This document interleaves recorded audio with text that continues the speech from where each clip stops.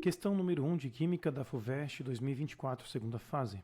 O ácido fosfórico é um importante produto químico usado na produção de fertilizantes, detergentes e na indústria alimentícia. A produção de ácido fosfórico pode ocorrer por dois processos distintos. No processo úmido, faz-se reagir rocha fosfática com ácido sulfúrico. Outra opção é oxidar o fósforo elementar com oxigênio gasoso para formar o P4O10 e, em seguida, reagir com a espécie com água, formando o ácido fosfórico. Considerando a rocha fosfática e o decaóxido de tetrafósforo, qual das duas espécies possui o maior teor de fósforo em massa? Justifique a sua resposta mostrando os cálculos. Bom, eu creio que seja meio óbvio essa pergunta, porque se você olhar para a massa molar da rocha fosfática, é bem grande, e só tem 3 fósforos na sua fórmula, enquanto que o P4O10 tem até mais fósforos e bem menos átomos, o que deixa uma porcentagem maior de fósforo. Mas vamos lá, né? Como é que você responderia essa pergunta?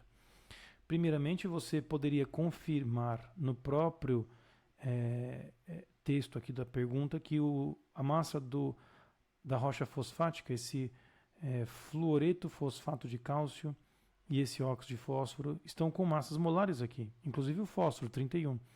Então nem precisaria ir na tabela periódica. Você precisa pegar a massa do fósforo 31, multiplicar pela quantidade que existe na fórmula e dividir pela massa total.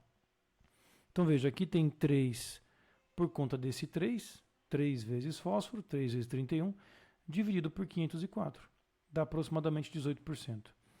4 vezes 31, dividido por 284, que dá 45%.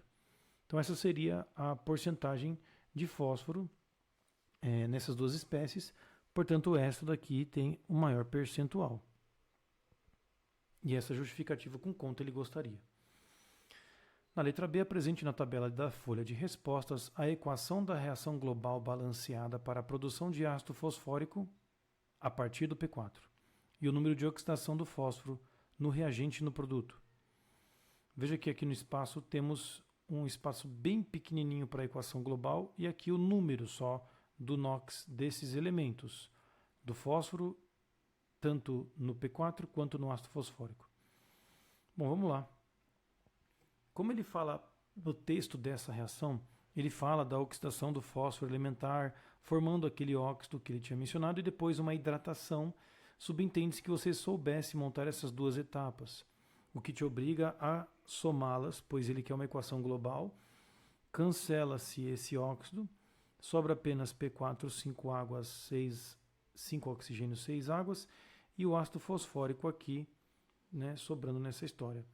Veja que substância simples tem NOx sempre 0, e aqui o NOx é 5. Menos 2 para o oxigênio, mais 1 para o hidrogênio. Você tem aqui 8 negativos, tira 3 positivos, sobra 5, que é o que dá o fósforo aqui. Então seria basicamente essa equação. Eu acho que cabe naquele espacinho lá. Letra C, ele faz a seguinte pergunta. Um volume de 10 ml de um refrigerante previamente desgaseificado foi adicionado a um balão volumétrico de 50 ml, que foi completado com água destilada. Essa solução foi analisada e obteve-se uma concentração de 0,2 gramas por litro de ácido fosfórico. Considerando que o valor máximo de ácido fosfórico permitido em refrigerantes é de 0,07 gramas a cada 100 ml, a concentração de ácido fosfórico nesse refrigerante encontra-se dentro do limite permitido pela legislação? Justifique sua conta mostrando os cálculos. Primeiro ponto, gente, é que ocorreu uma diluição. Ele fala de 10 ml de uma amostra de refrigerante. E é essa amostra que eu quero saber a concentração, que eu chamei de C1.